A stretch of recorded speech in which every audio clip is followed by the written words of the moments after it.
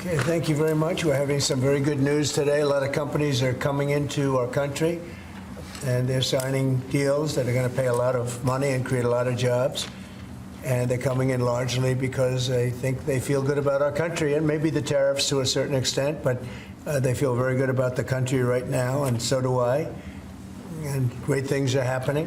We're going to be signing some executive orders and some other things, and we'll maybe go down the list. And Will, if you would, please. Yes, sir. First, we have an executive order for your attention. In 2019, during your previous administration, you imposed price transparency requirements on the healthcare industry. This was a significant driver in lowering the costs of healthcare during your first administration. Those requirements were largely reversed by the Biden administration. Now we're reinstating or terminated, them. right? Terminated. We're strengthening them.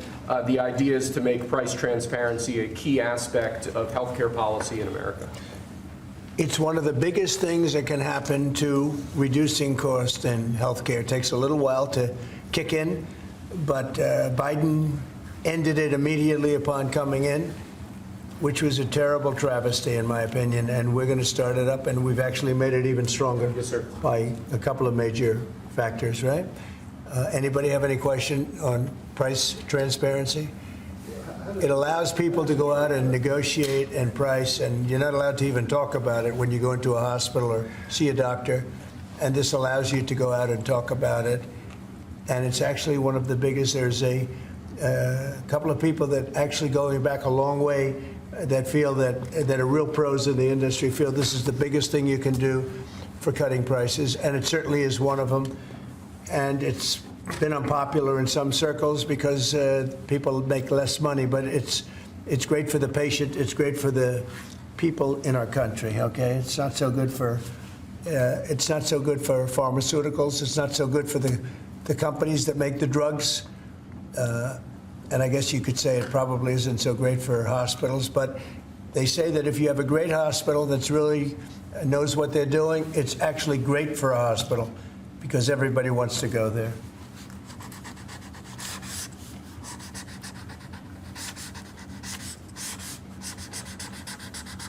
Okay. Thank you, sir. Good. Got it, Doug? Thank you, sir. Pulitzer Prize. Okay. Thank you, sir. Next, we have for your attention another executive order.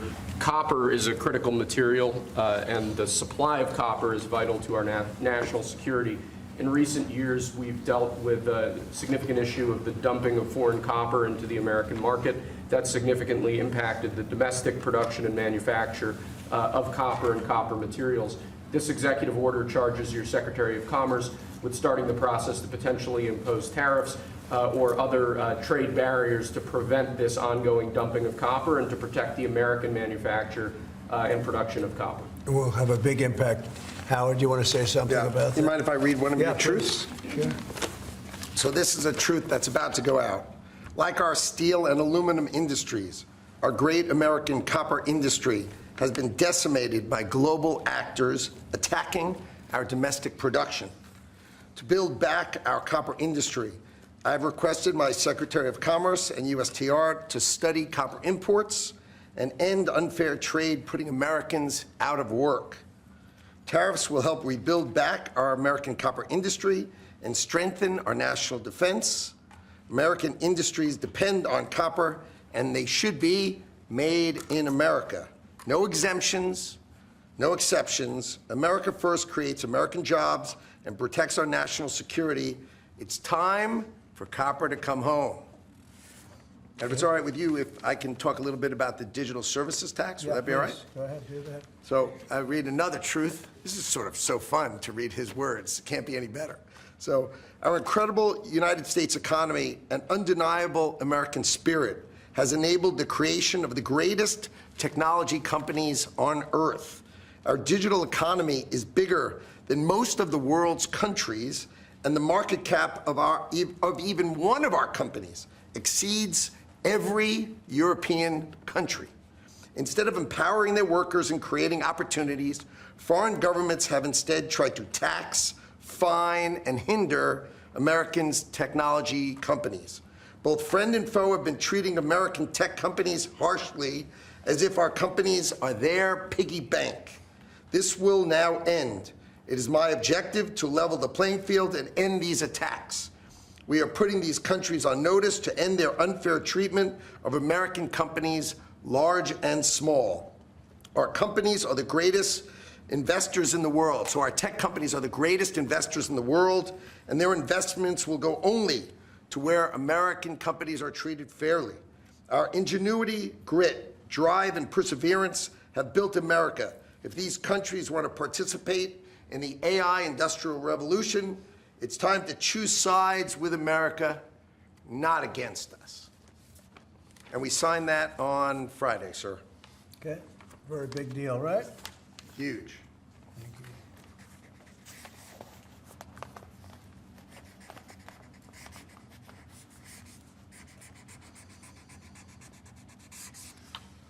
All right, and that's a very big one that Howard just read. They're both big. They're all big. We're only doing big ones. Okay? Thank you, sir. Mr. President, is that the culmination of ongoing conversations that you've had with your counterparts, this particular executive order? Which one, last or? The one that the No, conversation they're, you read the about. digital tax is taking place all over Europe. They're taxing us, and they're doing other things. They're suing all our companies. And if that's going to happen, we want to be the ones that sue, not them. And they use it almost as a form of running European countries, and the EU in particular has been very violent in its lawsuits against our companies, and frankly, very violent and very bad to our airlines. I've gotten calls from the heads of airlines saying they stop in Europe and they're getting charged all sorts of taxes that they never even heard of. They stop and they're getting fined and charged, and they do it only with American companies. They're not doing it to other countries, so we're stopping it. And we have another thing, we have another step to go, and if they don't shape up, as an example, Apple has had to pay like $17 billion in a lawsuit that nobody thought was worth anything. And I won't get into the judge or the decision or how the decision was arrived, but I'm pretty good at this stuff, and I think it's disgraceful. And Google's being sued, Facebook's being sued, and many others are being sued by their so-called government, if you call it a government, EU. And they don't treat us right. They don't treat us right as a country. So we're going to protect our companies. We have to protect our companies. So we're not going to have any companies left anymore. I also want to thank Apple, though, for announcing they're going to invest $500 billion in our country. That's the biggest investment anybody's probably made to this date. And they're going to do it very quickly, and that's because of tariffs. They don't want to pay the tariffs, and they feel very strongly about the country. Now, they wouldn't have done it without us. Without the Trump administration, they wouldn't have done it. But they feel very strongly about the direction of the country. The polls have shown that, too. The polls are coming out showing direction of the company is of the country is the best they've ever seen, actually. Best they've ever seen. So I just want to thank Tim Cook and Apple for the confidence. $500 billion. That's the biggest investment anyone has made in a short period of time. Mr. President, have you spoken today with the House Republican holdouts who Yeah. said they would not be supporting the budget resolution? Well, I'm not involved in that. They know what I want, and the Senate knows what I want, too. And the Senate's got a bill that's very strong, having to do with the taxes, because the taxes is what's bringing all these companies in. So, and without it, by the way, you'd have to double your own taxes. Everybody would be doubled up, and you'd have the biggest tax increase ever. So the House has a bill and the Senate has a bill, and I'm looking at them both, and I'll make decisions. But I don't know where they are in the vote. I know the Senate's doing very well, and the House is doing very well, but each one of them has things that I like. So we'll see if we can come together. Mr. President, can you clarify, hopefully once and for all, what your expectations are with this email to federal employees? What are you going to use that information for? And do you see it as voluntary, like OPM has said, or mandatory? Yeah, well, it's somewhat voluntary, but it's also, if you don't answer, I guess you get fired. What it really I'm is, still lost on that. what it is do people exist? We have this massive government with millions of people, and nobody knows who's working for the government, who's not. So what they're doing is they're sending out a letter to everybody, and they're saying, what were the things you did last week? I guess they ask for 5.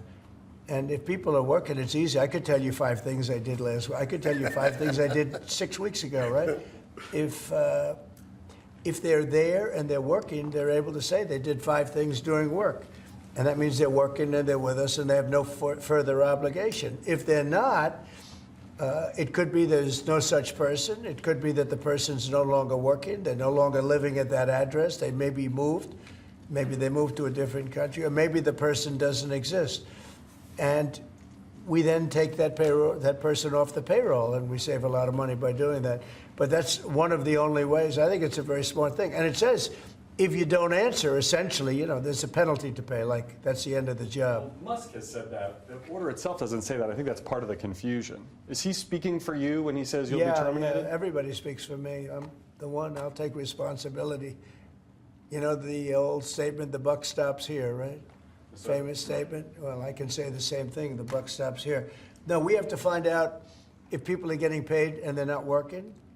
And, they have a problem. Let's say they have another job, and then they write in false statements. It's a big problem if they write in false statements. They may be working for somebody else but getting paid by the U.S. government, and that would mean that they're not allowed to be doing that. They're not allowed to be working for us and be working for somebody else. We're paying them a lot of money. We're paying them.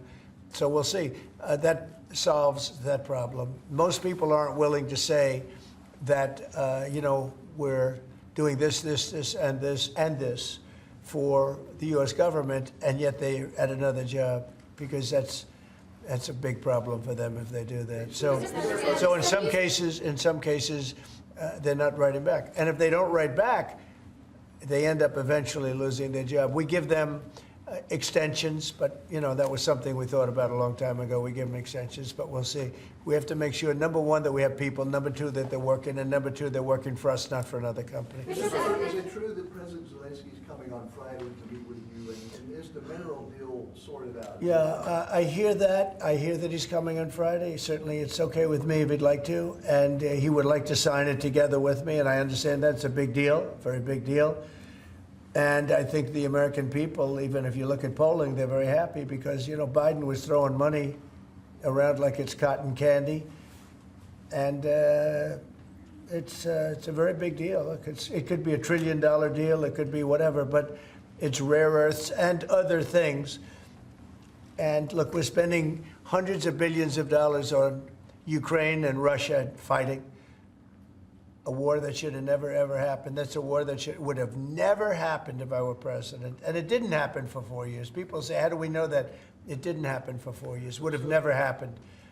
And nevertheless, this guy went into this situation and he spent money like nobody's ever seen, $350 billion. The other thing that we don't like is that Europe has spent $100 billion. We've spent $350 billion. Europe gets their money back because they spent it in the form of a loan. And we just gave them, whether it's 300 or 350 billion, nobody really knows. They can't even tell me the answer to that. But it means probably more than that. So what we're doing is now we're saying, look, we want to be secured. We want to get that money back. We're helping a country through a very, very big problem, a problem like very few people have had. Shouldn't have had this problem because it shouldn't have happened, but it did happen. So we have to straighten it out. But the American taxpayer now is going to get their money back plus. Mr. President, yesterday with Emmanuel Macron, you said you had spoken to Putin about the idea of peacekeepers in Ukraine, that Putin was fine with it. The Kremlin, I guess, has said that that's actually unacceptable to them. What's real here? That's not what I was told. But you're going to need some form of peacekeeping, so something will be done that's going to be satisfactory to everybody. We need peacekeeping too. Any situation where there's American troops involved? It's actually something I did discuss, but a form of peacekeeping that's acceptable to everybody. Ultimately, we'll be able to agree on something, I'm sure. With Ukraine and this mineral deal, what does Ukraine get in return, Mr. President? $350 billion and lots of equipment, and military equipment, and the right to fight on, and originally the right to fight. Look, Ukraine, I will say, they're very brave and they're good soldiers, but without the United States and its money and its military equipment, this war would have been over in a very short period of time. In fact, I was the one that gave the javelins. You remember the famous javelins? That was me. That wasn't Obama. It wasn't Biden. It wasn't anybody else. It was me. And they wiped out a lot of tanks with those javelins. And the expression was that Obama gave sheets and I gave the javelins. That was a big deal at the time. It wiped out. That was the beginning when people said, wow, that's something. Well, that was American equipment. Without American equipment, this war would have been over very quickly. And American money, too. I mean, a lot of money. So When you- that- Mr. President. That war-fighting equipment and the ammunition, that's sustained going forward for Ukraine, and how long is it sustained? Well, it could go forward for a while, and maybe until we have a deal with Russia. Look, we need to have a deal with Russia, otherwise it's going to continue. But now when Americans put up their money, the taxpayer money, and the president approves it, we're getting our money back in some form. But it could go on for a while, or it could be settled quickly. I think it's going to be settled quickly. I spoke with President Putin. I think he wants to settle it, and wants to get on with life. It's horrible. What's happening horrible. Thousands of soldiers a week are being killed, and others too, but especially on the battlefield. Thousands a week are being killed, and we want that to end. Mr. President, when you Yeah, spoke to... Brian? Yes, okay. Real quickly, Carolyn Levitt, your press secretary, sent an earthquake through that briefing room earlier today announcing that the WHCA would not have any control over placing media in the seats in the briefing room. Just want to get your thoughts on that. And also on Air Force One, it's trending on X. People are talking about it. Get your thoughts. Well, we're going to be now calling those shots. As you know, we won that lawsuit right there. See, the Gulf of America, which is a beautiful name. Most people agree. I don't know. It's, you know, AP has been terrible. Look, I think they're radical left. I think they're third-rate reporters. I know the specific young lady that works on the account is terrible. She's a radical left lunatic, as far as I'm concerned. They don't treat us fairly. That's number one.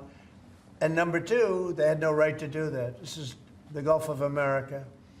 And if you look at that shoreline, look at that shoreline. Look, from Florida, well, most of it is, it's called America. And vast majority, like big numbers. So I'm just admiring it as I look at it. I'm getting teary-eyed, but I don't want you to say Trump broke down and started crying. No, how beautiful is that? Look at the shoreline. Look at that. Well, That's can I- America. Can I shift our attention to Canada real quick? Yes, please. Last week, I spent some time with two government officials for Canada. I was asking them how realistic is it that Canada would be the 51st state? Yeah. And they told me there is a path. Alberta is first, and if they sign on, Saskatchewan would follow, and then you go west to British Columbia. There is a movement in Canada to join us. Want to get your thoughts on that and how that's proceeding? So it's true. Thank you, Brian. It's true. A lot of people in Canada are liking becoming our beautiful, cherished 51st state.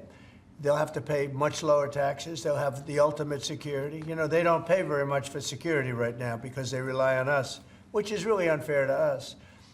They make cars that we could make, and they send them back into the United States. They make a lot of things, including the sending of oil and everything. We don't need their oil. We don't need their lumber. In fact, we're going to be freeing up, and I've asked Howard Lutnick to get that done with Lee and everybody, Lee Zeldin, environmental.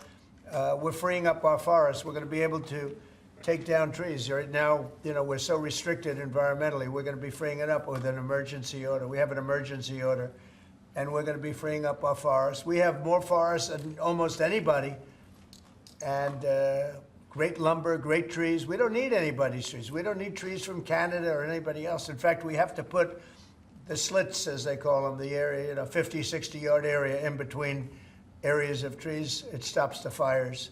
And frankly, California should have been doing that for years. It's almost getting late. They're going to run out of forests the way they're going. What a shame. And by the way, the water is flowing in California. I hope you people have seen it. But the water is flowing. Do you have a picture of that? I'd hold it up. Do you have a picture of that? Get a picture of it, please. You know, we had a little skirmish in California. I can't believe we had to do that. But we opened up the water in California. The water was flowing into a place called the Pacific Ocean, which for the Pacific Ocean is only a drop. but for us, it's more water than we can use in California. So I'll get you some photographs, but it's a beautiful sight.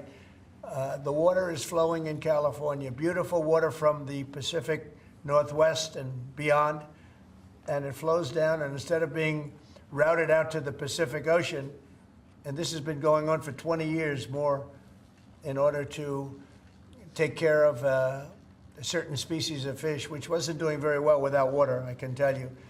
So that's a big deal. It's like not reported, it's incredible, but California has a lot of water. That's going to take care of farmers. It's going to wetten up the land, and it's going to go all the way down to Los Angeles, where they have curfews on water, where they have all sorts of blocks on water. You can only use so much. We're going to put until just recently, they were going to put a number of gallons per person living in a house in Beverly Hills on water. You're not going to have that problem anymore. Do you have a picture? Let me just see what that looks like. How beautiful is that? Look at that beautiful water flowing. Look at that. That's coming in the dikes and other means of transportation. Isn't that beautiful? Who would believe that? That's all water they could have had. I went to the governor during my first term and I said, why don't you do this? And they said they have an environmental problem with clean water. If this water were there, you wouldn't have had those fires. You had sprinklers. They make people put sprinklers in the ceiling of a home, and they had no water in them. With this, they would have had a lot of water in them. They would have all been full. That would have had you would have had a whole different deal down there. You probably wouldn't have had a fire, but if it was, it would have been small, would have been put out. You had the fire hydrants not working in California. So it's a beautiful site. These are canals that were built. These were all built. And you saw them for years. They were empty, concrete. They call them the V-shapes or the half pipes. And they're shaped different forms, but they're shaped, and they rush down through the farm areas where the farmers can take it and down to Los Angeles. And they were sitting empty for years. And now look at that. Look at that way it looked. It wasn't easy. We had to be very unfriendly to get into those areas. We opened it up. Mr. President. I essentially attacked California. Can you believe it? I attacked California. Let's go. At the outset of your administration, sir, you committed to ending the weaponization of government, to holding those accountable who participated in the weaponization of government. Hold it. This is a good one. Is everybody listening? Deranged Jack Smith. We're going to call it the Deranged Jack Smith signing or bill. Go ahead. One law firm that provided pro bono legal services to the special counsel's office under Jack Smith's leadership was Covington and Burling. As a result of those actions, we're now going to be suspending and putting under review the security clearances for the attorneys and employees at that firm who worked with Jack Smith's team. And we're going to continue holding the people who were responsible for the weaponization of government and who supported it accountable for what they did. And you'll be doing this with other firms as time goes by, right? We're looking at sort of the whole panoply of options. The weaponization of our system by law firms, even pro bono work they're doing just in order to clog up government, stop government. And nobody knows about it more than me. And hopefully that'll never happen again. So that Covington and Burlington? Covington and Burlington. Mr. President, may I ask you a question about Europe? So long term, do you plan to maintain the number of U.S. troops? Wait, I just stationed? want to savor this one, please. Who would like this pen? I'll take it. Hey, why don't you send it to Jack Smith? A deranged person. Mr. President, what do you say to people who worry that targeting an individual firm or individuals who aren't Jack Smith for Excuse his me. actions? I've been targeted for 4 years, longer than that. Thank you, sir. So you don't tell me about targeting. I was the target of corrupt politicians for 4 years, and then 4 years after that. So don't talk to me about targeting. Yeah, go ahead. Mr. President, there are approximately 2 million federal employees right now. By the end of your term, what do you expect that number to be? What would you like that number to be? Well, it'll be lower, but I can't tell you. Everybody knows I ran on downsizing government, but making government better. I ran on tariffs and making our country rich, and that's what's going to do. we're going to be doing something else that's going to be very, very good. We're going to be selling a gold card. You have a green card. This is a gold card. We're going to be putting a price on that card of about $5 million, and that's going to give you green card privileges plus. It's going to be a route to citizenship, and wealthy people will be coming into our country by buying this card. They'll be wealthy, and they'll be successful, and they'll be spending a lot of money and paying a lot of taxes and employing a lot of people. And we think it's going to be extremely successful. Never been done before or anything like this, but it's something that we're going to be putting out over the next, would you say 2 weeks, Howard? Do you want to 2 say a weeks. couple of words about it? Sure. Mr. President, are there Wait a any minute. requirements for that gold Hang on a card? second. Do you have to invest a certain amount of money in this country in order to qualify for that gold card? Yeah, exactly. So Go the ahead. EB-5 program was really, you lend some money, but it was full of nonsense, make-believe, and fraud, and it was a way to get a green card that was low-priced. So the president said, rather than having this sort of ridiculous EB-5 program, we're going to end the EB-5 program. We're going to replace it with the Trump Gold Card, which is really a green card gold. So they'll be able to pay $5 million to the U.S. government. They'll have to go through vetting, of course. We're going to make sure they're wonderful, world-class global citizens. They can come to America. The president can give them a green card, and they can invest in America, and we can use that money to reduce our deficit. Why do we give out lotteries of green cards? Why do we give out EB-5 for green cards? The President of the United States understands that the right answer is, why don't we eliminate the deficit of the United States of America instead? The gold card, well, millions, but the gold card will bring in with it people that create jobs, very high-level people. I think companies will pay to get people in. For instance, you today graduate from the Wharton School of Finance or Harvard or Stanford or any college, and nobody knows if you can even go to work for a company.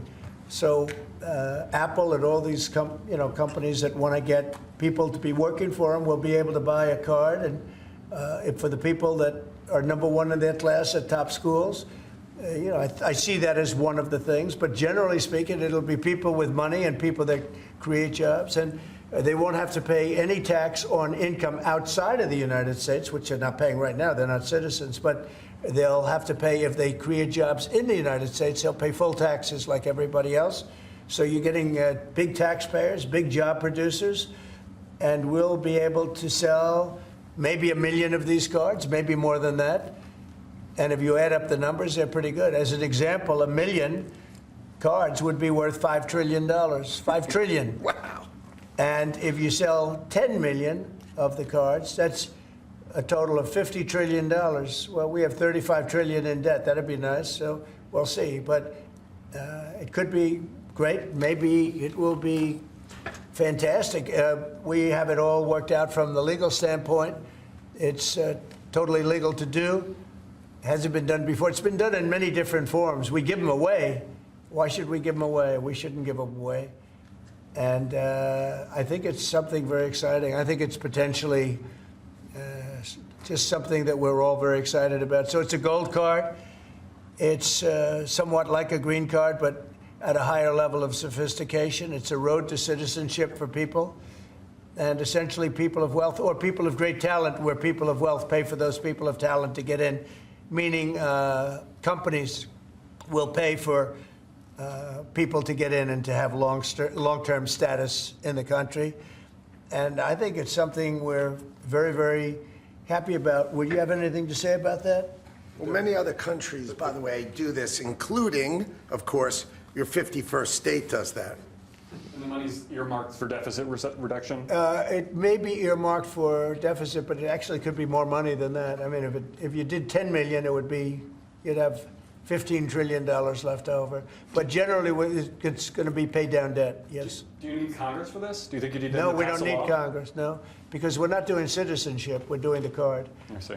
It's a path to citizenship, a very strong path to citizenship, but we're not doing the citizenship. For that, I'd have to get Congress. And would all countries be eligible for this gold card? Depends. The countries largely, the people will be vetted very carefully.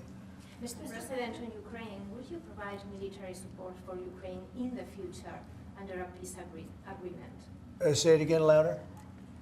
Would you provide military support for Ukraine in the future as part You mean of like a peace security? agreement? Yeah. Well, people are going to do it. I think Europe will largely be responsible for that. But European countries will be responsible. But Macron asked for a U.S. backup. Well, we'll see. I mean, right now, we're just in the process of negotiating. We've pretty much negotiated our deal on raw earth and various other things.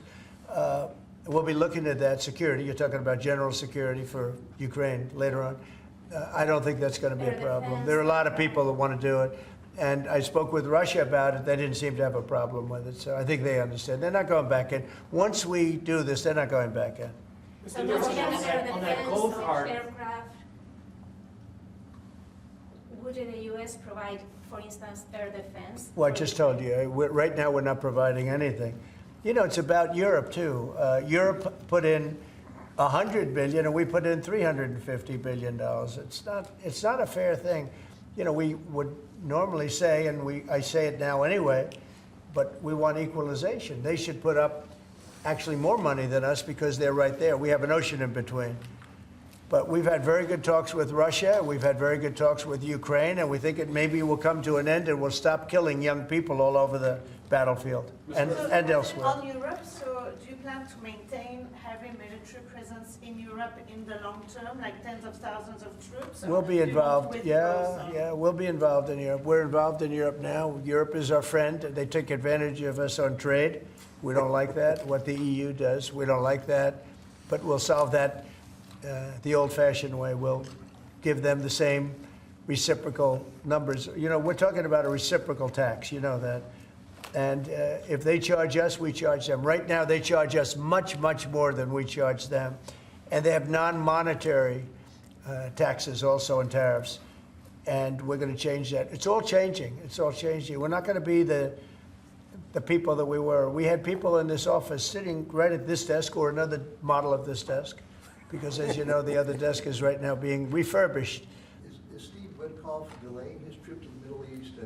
No, not that I know of. No, Steve. And the Middle East has been great. Saudi Arabia has treated us really well. They really have. And I think Qatar has treated us very well, too. They want to get that whole mess ended in the Middle East. You know, we don't even talk about that anymore. You guys haven't asked one question about the Middle East, but the Middle East seems to be doing relatively well. may I ask about the Middle East, sir, about the Middle East? For months, even before you were elected in November, you've spoken about your desire to free all of those hostages that have been held by Hamas since October the 7th, a year and a half ago. And just a few weeks ago, you gave an ultimatum. You said if they're not all released by noon on February the 15th, there would be hell to pay. Is Hamas thumbing their nose at you, Mr. President? No, I think the opposite. So, as you know, they weren't going to release any more hostages. And I said there's going to be hell to pay. And then they agreed that they were going to release the hostages that they had agreed to release, plus an extra one. And so that you could say that was a big difference. But I said it from that point, it's up to Bibi Netanyahu and Israel.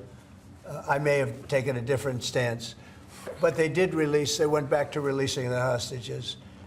But if you remember, they said we weren't going to release any. They've totally ended it. And I said, well, they're not going to release any. They'll be held to pay. And but the rest is really up to him. What I may have done it differently than him. It's not my decision. It's his decision. But they did release all of those hostages. So. Mr. President, when you spoke to Vladimir Putin, did he raise or did you discuss at all the possibility of a minerals deal on the Ukrainian land that Russia now controls? I didn't discuss it, no. I'd like to buy minerals on Russian land, too, if we can. The rare earth. They have very good rare earth also. They both do. I would say that. And oil and gas. Look, it's a great thing. If we sell this, it's great for Russia, too, because we can do deals there. They have very valuable land that isn't utilized. So something like that could take place, yeah. Have you put raising or lifting sanctions against Russia on the table as your No, we haven't lifted any sanctions on Is it anybody. on the table as part of any negotiation? I guess it will be at some point, but right now we haven't agreed to lift sanctions on anybody. On that gold card, getting back to that, I'm fascinated by this, Mr. President. You should be fascinated by it. Your taxes will go down to nothing. Would a Russian oligarch be eligible for a gold card? Yeah, possibly. Hey, I know some Russian oligarchs that are very nice people. It's possible. They're not quite as wealthy as they used to be. They're not as wealthy as they used to be. I think they can afford. I think they can afford $5 million. So they have No, a lot of people are going to want and they would be eligible. to. A lot of people are going to want to be in this country, and they'll be able to work and provide jobs and build companies and pay taxes. All of those things. It's an incredible. It's an incredible thing. I mean, this is the group that is the first to hear it. Nobody's heard about it. Nobody ever thought about it, but we've been thinking about it very, very strongly over the last week. And I was going to announce it sometime next week, and I figured, why not? We have a lot of cameras blazing right now. We might as well do it now. We'll have Caroline announce it the next time. No, it's a great thing. The gold card. Remember the words, the gold card. Somebody said, can we call it the Trump gold card? I said, if it helps, use the name Trump. I'll give it to you for free. I like it. Mr. President, you probably just launched 10,000 stories. Do you want to elaborate a little bit more on what Russian oligarchs you know or don't know? Isn't it interesting how many stories we do tell? And they all turn out to be true, and they all turn out to be ultimately correct. You know, Trump was right about everything. Do you have one of those Trump was right about everything hats? I'm going to give it to this gentleman. Get me one of them. But they're all going to be vetted. Everybody who comes in gets vetted, okay? They get vetted, so you got to, you know. We're going to begin in 2 weeks. About 2 weeks. The sale will start in about 2 weeks. Mr. President, do you see a more active role for Zelensky now, given the status? I hope so. I mean, look, I think that we want to get that country back on its feet. And right now, it's been destroyed. And so, here, give me this here. Give me all of them. Look. See that? Trump was right about everything. It just came in. Somebody sent, I said, this was sent in by a fan. I said, I think we should make some of them, right? But we were, pretty much. You want one? I'll pass. Are you allowed to take one? Because not. he'll consider it. I know him well. He's sort of a stiff. Yeah, Brian, you're not a stiff. He's sort of a stiff guy. You know? He'll take other things, but not a free hand. Always say yes to the president. Always say yes to the Would president. anybody like one? Mr. President, an easy question perhaps for you. Maybe it's difficult. I'm going to ask you this question about the Super Who do you work Bowl. for? I work for 2 news organizations. Who? I work for 2 news organizations. Yeah, who are they? I work for Gray Television, America's second largest broadcaster, and I work for iHeartRadio. So there you go. But let me ask you the easier, tough question, Mr. President. The Philadelphia Eagles won the Super Bowl. Are they being extended an invitation? They will be. We haven't yet, but we will be. I thought it was a great performance by them. And absolutely, they'll be extended that invitation. Would you do that right away, by the way? We'll do it right away. We're going to do it sometime today. And they deserve to be down here, and we hope to see them. We have a lot of teams. We just had the great hockey team, as you know, Florida come here. We have many of the great athletes come that win things. What's the main obstacle holding up this PGA Tour Live Golf? Well, they have to get together. You know, they've had a lot of discussion back and forth. They both are meaning well, and a deal will ultimately happen. I think it'll happen pretty quickly. It'll be nice to see the golfers, the best golfers, be able to play against each other. What's your role been in this whole process? Just to help expedite it. Tiger was here. Adam Scott was here. Jay Monahan was here the other day. Just to really help expedite it. We had Yasser here from Saudi Arabia, great guy. These are all great people, and they want to work it out. So if I can help them work it out, I don't get anything out of it. If I can help them work it out. I just think golf, it's very much of an individual sport, and you want to see the best players playing against each other, not playing in 2 different locations, right? What's going to be more challenging, a PGA Live deal or a Russia-Ukraine deal? I think the PGA deal is much more complicated. Sir, may I ask the Middle East question, if I may? What's your take on what's happening in the West Bank and what Israel is Well, doing it's there? some movement up there that a lot of people are concerned about. And there's been a lot of Israeli movement. They're up there for a reason. All of a sudden, maybe they're not feeling so good about that. So that would be terrible. I hope that doesn't happen. But there is movement up there that nobody knew about. Right? You know that, right? Yeah, and when you say, are you concerned about it as well? I'm concerned about everything. I want the world to be peaceful. You know, when I left here, we had no war. We had defeated ISIS in less than 4 weeks. In fact, I took the general that defeated ISIS and I put him in charge of the whole ball game, because that's what we want. We want winners. Raisin Cane, you know, Raisin. When I heard that name, I said, I like that name. That's the kind of general I like. So we'll see. But he was great. He's a great soldier. Not a politician, a soldier, a real soldier. You know that, Brian. This guy was the real. This guy's the. I've heard that story a million times. Yeah, this guy's the real deal. He is. And I think he's going to do a great job. But think of it. We had no wars. We had no problems. We had no inflation. We had no problems. And then all of a sudden you have October 7th in Israel, which was horrible. And then you see what happened with Ukraine. Russia would have never gone in if the election weren't rigged. It was a rigged election. The 2020 election was rigged. And we got out of it. And you see what happened. You see what happened to our country. Inflation, Afghanistan, that horrible withdrawal from Afghanistan. I think when Russia saw what happened in Afghanistan, they said, wow, it's a paper tiger. We're not a paper tiger. We are the strongest military force in the world. And by the way, Pete Hegseth is doing a great job. But we didn't have wars. We didn't have inflation.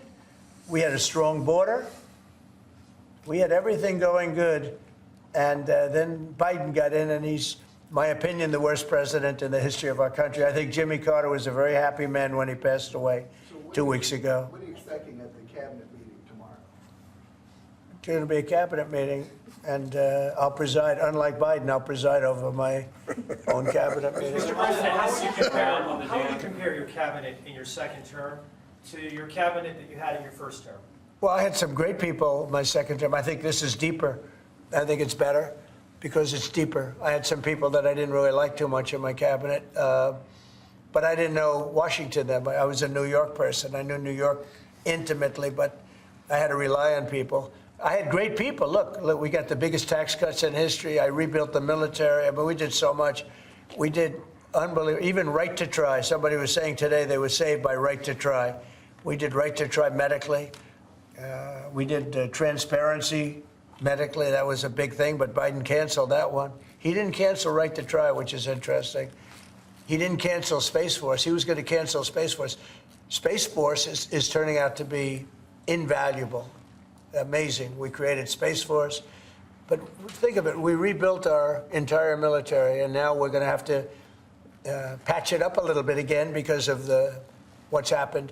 No, this was a grossly incompetent administration. The only thing they were good at was cheating in elections and the weaponization of government. Thank you very much, everybody. Thank you. Thank you. Thank you.